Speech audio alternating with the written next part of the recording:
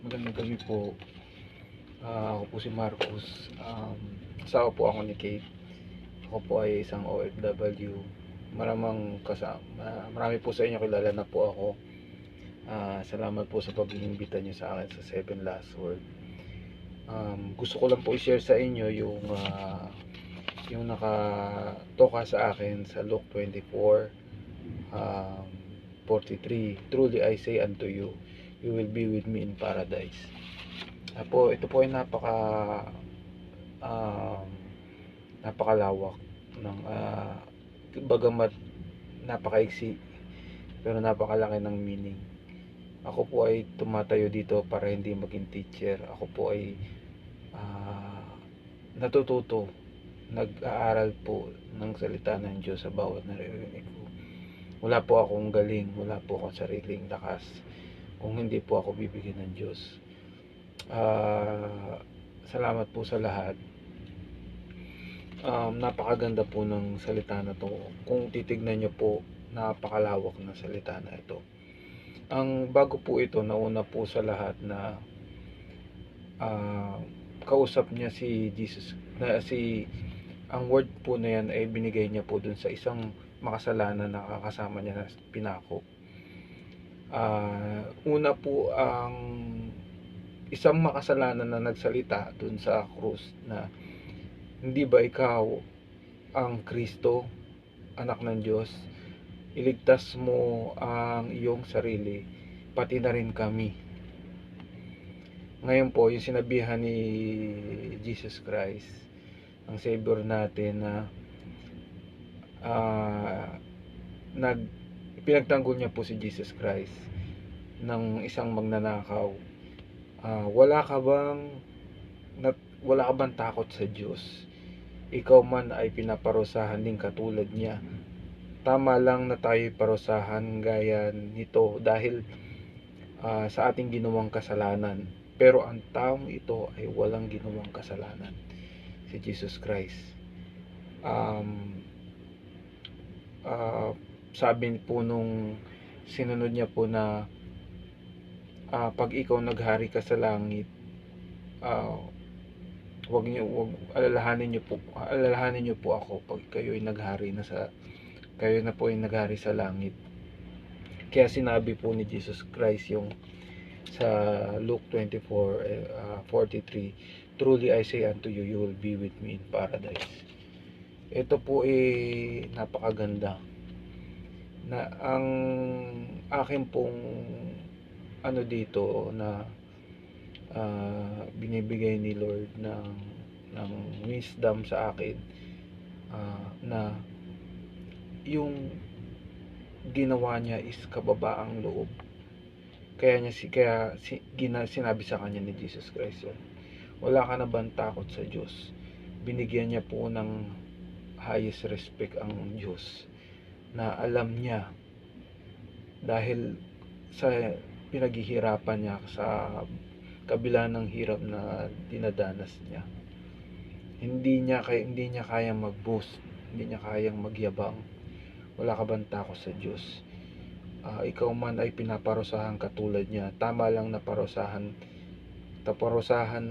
tayo ng ganito dahil sa ginawa nating kasalanan.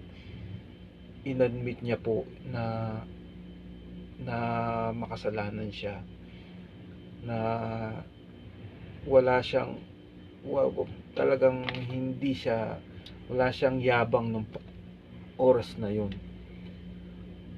Pero ang taong ito ay walang ginawang kasalanan. Nandun naman po yung awa niya sa nakikita niyang nangyayari sa kay Jesus Christ sa atin. Kaya po ito po ay isang pagbibigay ng promise ni God sa atin, na minsan pag nandun tayo sa hirap ng buhay at nakikita natin na yung give up na tayo, na gusto mo natin na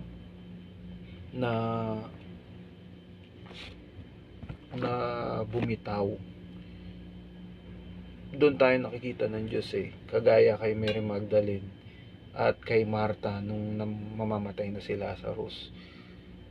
Kaya niyang buhayin si Lazarus Kayang-kaya niya buhayin si Lazarus. Pero ang nakita niya, yung puso ng kababaan ng loob, yung puso ng hinagpis, yung puso ng emptiness na give up na ako. Wala na akong magagawa sa buhay ko. Hindi ko na kaya, Lord. Hindi ko na kaya, nahihirapan na ako. Yun ang sigaw ng Holy Spirit sa makasalanan na kagaya natin. Na gusto ko nang give up. Nakikita ng Diyos sa atin yan. Yun ang sabi niya, you will be with me in paradise. Parang madalas natin nararamdaman yun na doon tayo kino-comfort ni Lord. Kaya hindi man tayo nakaka-attend ng Bible study, hindi man tayo pero pag nagigilty tayo at nasasaktan tayo sa mga ginagawa nating kasalanan at gusto na natin makawala, minsan nandun si Lord sa atin na binibigyan niya tayo ng comfort. Kagaya din niya nung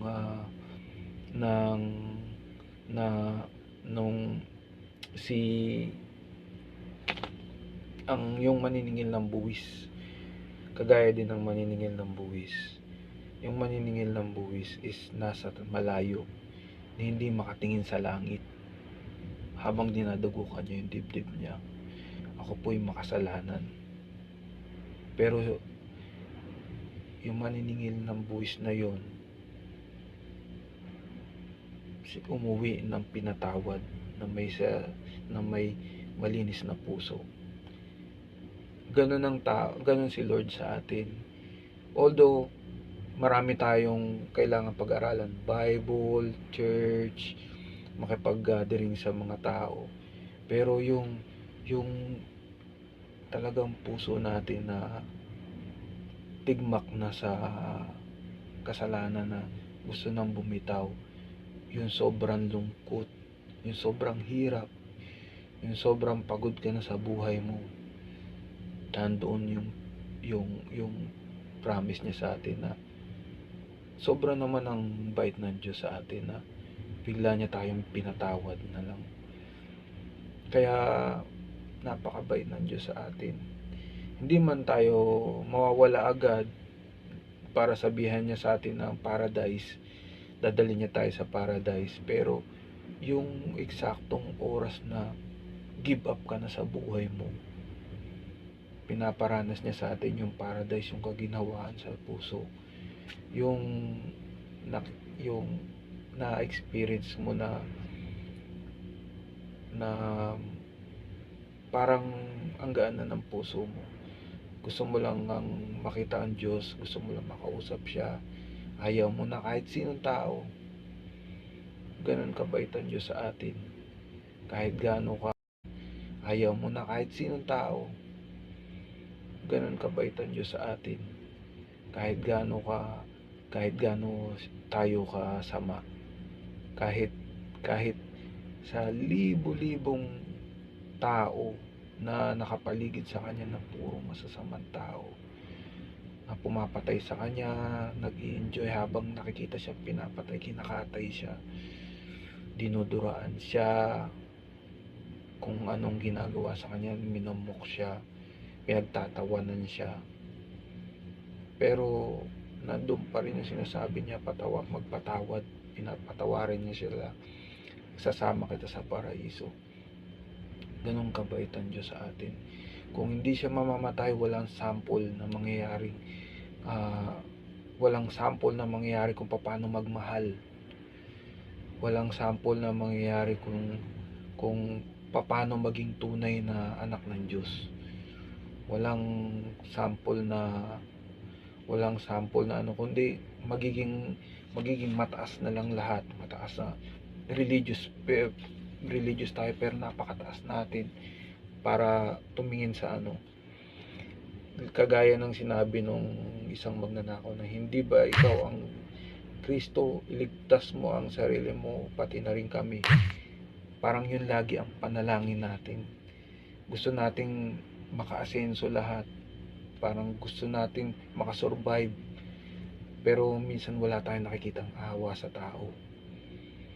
Yun ang bagamat yung isa kahit nakapako din siya, ang iniisip niya si Jesus Christ na bakit ganito, wala naman tong ginawang kasalanan.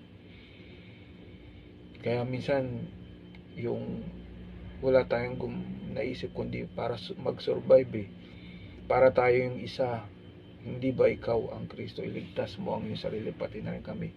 Dami nating gusto, dami nating gusto umasenso, marami tayong gustong ipaayos, marami tayong gustong ipakita, marami tayong gustong yabang na ipakita sa tao. Pero isa lang ang pinramis ng Diyos, pag ikaw mababa ang puso mo, pag ikaw lugmok ka na, pag ikaw ay inamin mo na napakamakasalanan mo, bibigyan ka niya ng comfort.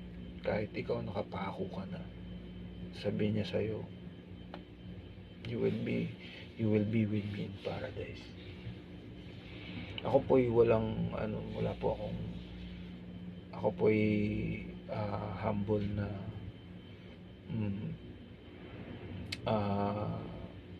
nagsasabi lamang, hindi po ito, wala po akong alam, bagamat kaya ako nasasabi to is para rin sa akin, sa sarili ko. Hindi po ako nagtuturo sa inyo, ako po ay nag-aaral din sa sarili ko. Kung ako po nagsasalita nito, ay sarili ko muna ang pinapatamaan ko, sa sarili ko po ang sinasabi, dahil wala po akong karapatan na mag mention sa ibang tao o magsabi sa ibang tao, dahil ako po ay makasalanan din. Ngayon, ang nagpapasalamat po ako dahil sa sharing na to, natututo po ako na ito po malaman din to mga bagay na to. Salamat po sa inyong lahat. God bless po, at naway pagpalain po kayo lahat ng ating mahal na Diyos.